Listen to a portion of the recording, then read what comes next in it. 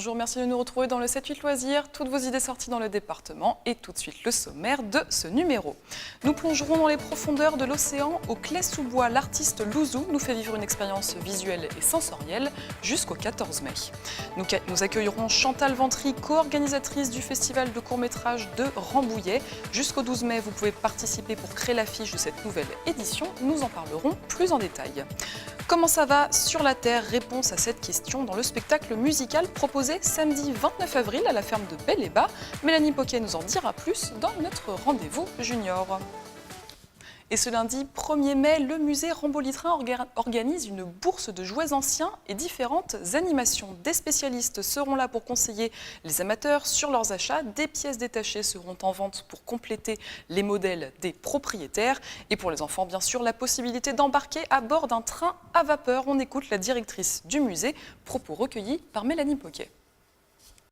On aura deux réseaux, un réseau plus récent, on va dire, avec des trains qui plaisent aux enfants, parce que dessus, en général, il y a des M&M's, des emblèmes Coca-Cola, et qu'ils peuvent conduire avec une télécommande, donc là, qui est plus maquette. Et cette année, on a le CFE, qui est le Cercle Ferroviaire Européen, qui est une association de préservation du train jouet ancien, qui va venir installer un réseau qui va faire quand même 6 mètres sur 2,50 mètres et qui va fonctionner. Donc on aura ces réseaux aussi pour les enfants dans la salle pendant que les parents pourront regarder les stands et éventuellement acheter.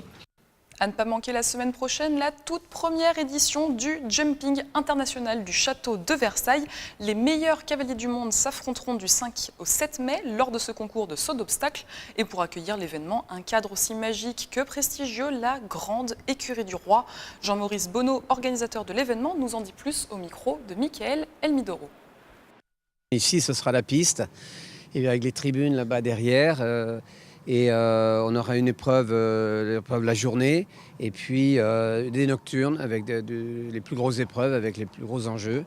Et pour se terminer le dimanche après-midi avec le Grand Prix Rolex. Et puis la particularité, c'est aussi que le public aura accès avec son ticket d'entrée, bien sûr au sport, mais aussi à la galerie des carrosses, aux grandes écuries de l'Académie. Et on va parler cinéma à présent. Le Festival de Cannes débute bientôt, mais dans les Yvelines aussi, le 7e art est à l'honneur. Le Festival du court-métrage de Rambouillet revient fin juin pour une 6e édition. Et il est encore temps de déposer votre film ou de proposer une affiche. Avec nous, Chantal Ventry, co-fondatrice de l'événement. Bonjour Chantal. Bonjour Camille. Alors merci je le disais à l'instant, mais merci à vous de venir. Et je le disais à l'instant, chacun peut proposer une affiche pour illustrer cette nouvelle édition.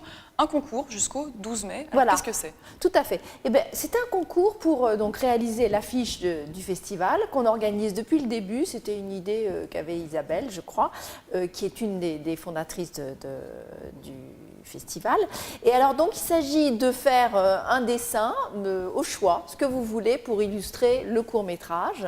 Et donc c'est sur une feuille, un format A3 ou A4. On peut le faire en conception numérique ou sur papier. Et je crois que vous allez donner après l'adresse où il faut envoyer tout ça. Mais donc c'est bientôt, il faut vous dépêcher, prendre vos crayons, vos stylos, vos palettes et préparer ce concours qui fonctionne bien en général. Et puis alors après, donc l'affiche sera présentée dans tout Rambouillet et ses environs bien évidemment. Et le gagnant assistera aux 3 jours du festival, fera partie du jury et gagnera aussi des places de cinéma. Donc ça vaut vraiment le coup. Donc du coup, alors vous le disiez, c'est vraiment libre en fait, il n'y a pas de thème précis. Non, il n'y a pas de thématique. On peut laisser vraiment libre cours à toute sa créativité. Voilà, il faut que ça parle de cinéma, enfin ça évoque le cinéma, le court-métrage, l'animation, parce qu'on aura aussi bien des films de fiction que d'animation. Donc voilà, c'est le cinéma, l'animation, la comédie. Donc il faut se dépêcher d'envoyer en tout cas toutes ces créations. Oui. Alors l'adresse c'est sophie@saturne.fr et je pense qu'on la verra de toute façon apparaître un petit peu au cours de l'émission. Et pour envoyer son film, par contre, on a un peu plus de temps. Alors là, c'est jusqu'au 29 mai pour participer à ce festival Cours dans la forêt. Oui. Alors à qui ça s'adresse? Professionnels, amateurs? Qui veut? Qui a envie, qui a fait un court-métrage, les professionnels, ils ont un petit peu dépassé ce stade-là peut-être, parce que c'est vrai que dans ce métier, on commence souvent par le court-métrage. Et contrairement à ce qu'on peut imaginer, c'est plus compliqué souvent de faire un court-métrage qu'un long-métrage. Enfin, vous qui avez fait une école d'audiovisuel, vous savez ce que c'est. C'est comme écrire un texte très court pour raconter une histoire, c'est plus compliqué que de développer. C'est un peu le problème du court-métrage, parce que ça doit être forcément moins de 52 minutes, moins d'1 heure. Là, nous, on a des contraintes particulières, donc c'est 25 minutes. Et la thématique aussi, à partir du moment où c'est une fiction ou un film d'animation, est libre. On peut envoyer, donc là aussi, directement par Internet son film. Et on a jusqu'au 29 mai pour faire ça. Voilà. Et alors donc, il y aura des prix, bien sûr. Oui, et justement, alors c'est un festival, il y a un jury. De qui est composé le jury et quels sont les prix? C'est une très très bonne question à laquelle je ne vous répondrai pas parce qu'on n'a pas encore notre président du jury, mais c'est vrai qu'on a toujours eu des gens de cinéma, bien évidemment, producteurs, techniciens, monteurs, réalisateurs, acteurs. Alors on a eu des très connus, j'allais dire, présidents du jury. Grandes personnalités. Jean Rochefort qui est aussi du coin, donc bon voilà. On connaît un petit peu effectivement dans les villes. On a eu Marianne Chazelle qui est venue très gentiment pour ça. Il y a eu Victor Lanoux.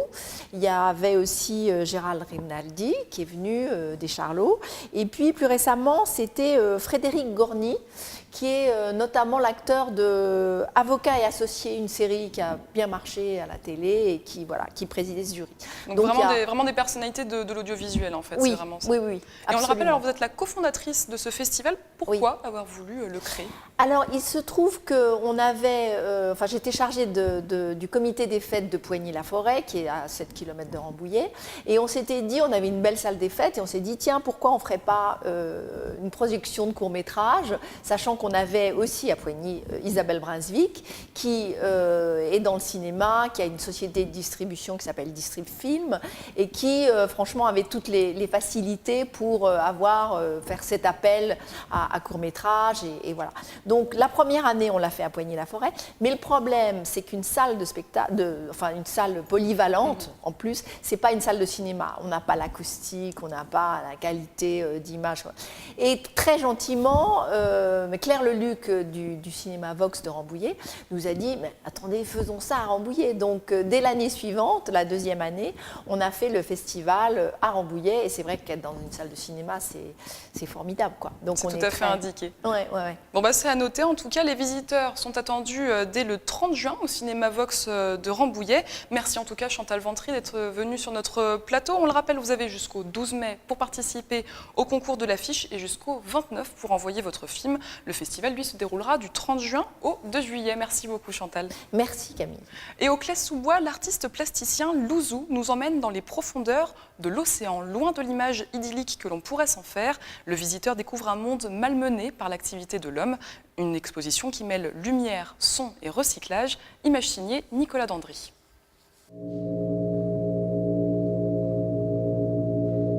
Diriger l'insaisissable.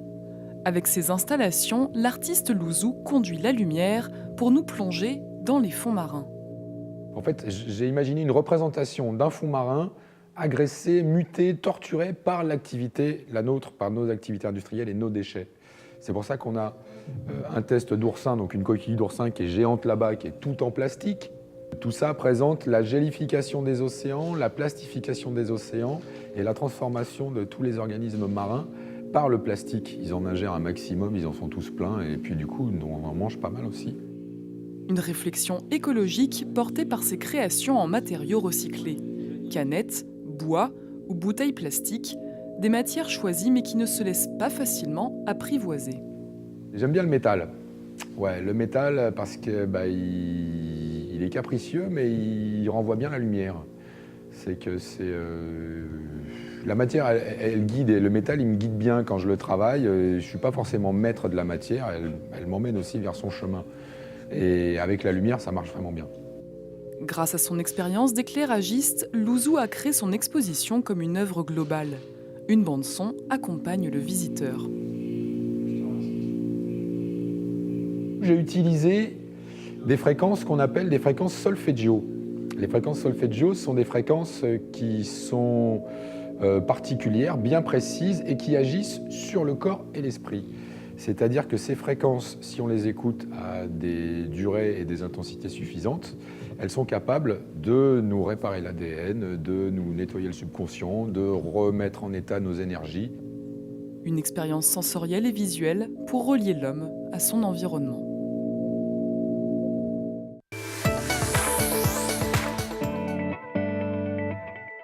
Cette semaine, pour notre rendez-vous junior, et si nous nous intéressions à la Terre avec un T majuscule. Mélanie, un spectacle est à découvrir ce week-end à Guyancourt et ça parle de notre belle planète bleue. C'est ça, c'est un rendez-vous qui porte bien son nom, c'est Comment ça va sur la Terre. C'est un spectacle musical et végétal produit par la compagnie Pavé Volubile. C'est une fantaisie à 3 voix et musicienne plus précisément, un accordéon, un vibraphone et des percussions. Comment ça va sur la Terre, c'est aussi le titre d'un texte de Jean Tardieu, un poète du XXe siècle. On a eu envie de parler de la nature, de pouvoir un petit peu aussi parler de l'écologie sans être didactique, en fait en musique, de manière assez légère. Et de pouvoir amener les enfants à ce qu'ils aient un intérêt, par exemple, à aller chercher dans une touffe d'herbe, qu'est-ce qu'on y trouve, comment ça fonctionne, tout ce qu'on ne voit pas, mais en fait qui se passe autour et qui fonctionne, et qu'il ne faut pas abîmer. Alors on l'aura bien compris, il est question d'écologie et d'environnement.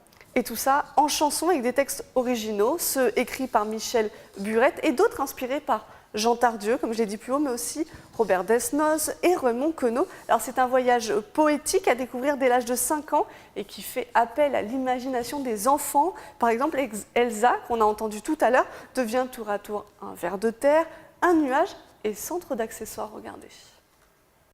Aussitôt, il se contorsionne, et des pirouettes comme personne. De toi, ver de terre, on est tellement fiers. De toi, ver de terre, on est tellement fiers.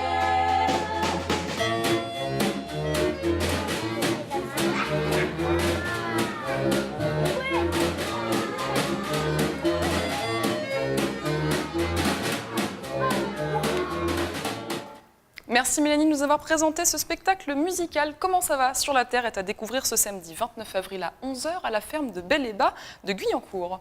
Et on passe maintenant à notre agenda avec 2 rendez-vous à noter pour les sportifs.